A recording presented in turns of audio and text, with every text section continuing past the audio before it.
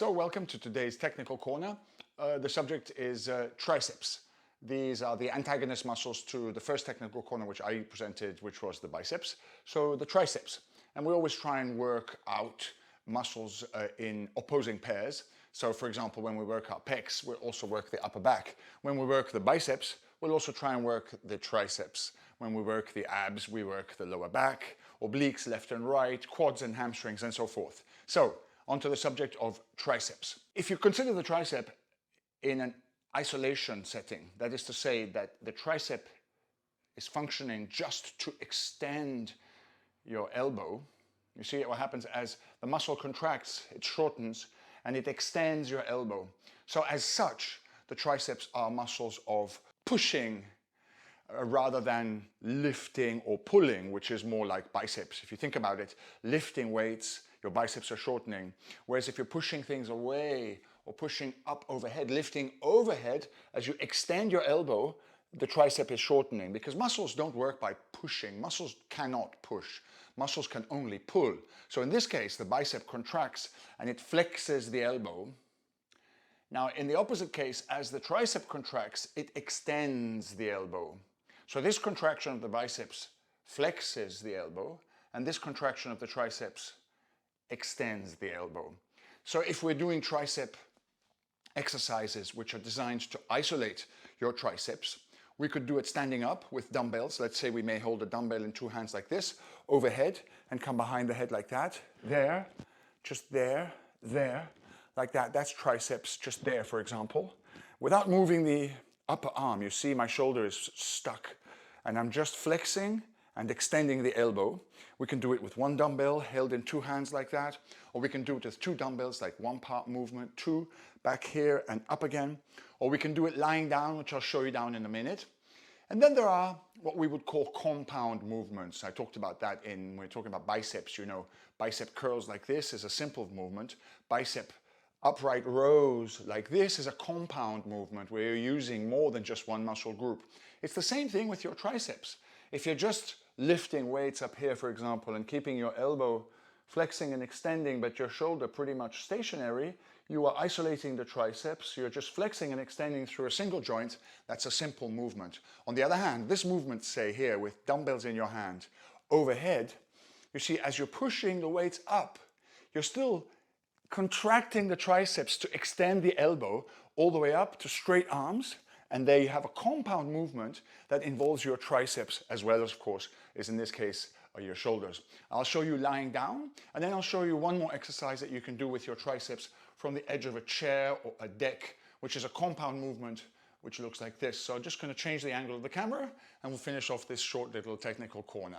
See you in a minute. So I'll show you now a couple of variations of tricep extensions. Now, if you're isolating your triceps as a simple form of the movement, you would try and keep your upper arms completely still, totally frozen, your shoulders effectively locked, so that you flex your elbows, you touch down the top of your shoulders with the ends of your dumbbells, and you extend through the elbow by contracting the triceps. You can do this slowly, or you can do this fast. You can do this one hand at a time, or both hands at the same time, at a variety of different speeds. Now, if you're, on the other hand, if you're doing a compound movement, which I'll show you here, for example, as a chest press, you see now you're using more than just one muscle group. You're using your triceps, of course, to extend your elbow, but you're also using your pecs to bring the shoulder here and then rotating up through your shoulder socket with the upper arm moving down and up like that. So this is a compound movement, which of course uses your triceps, but then also uses another muscle group. So we can go heavier, we can go longer, we can go harder when we're using more muscle groups than just one. This is an isolation movement, which makes it quite tricky, whereas this is a compound movement, which makes it feel a little easier on the triceps by themselves. Okay, and I'll show you one more thing that we do with triceps using just an ordinary kitchen chair.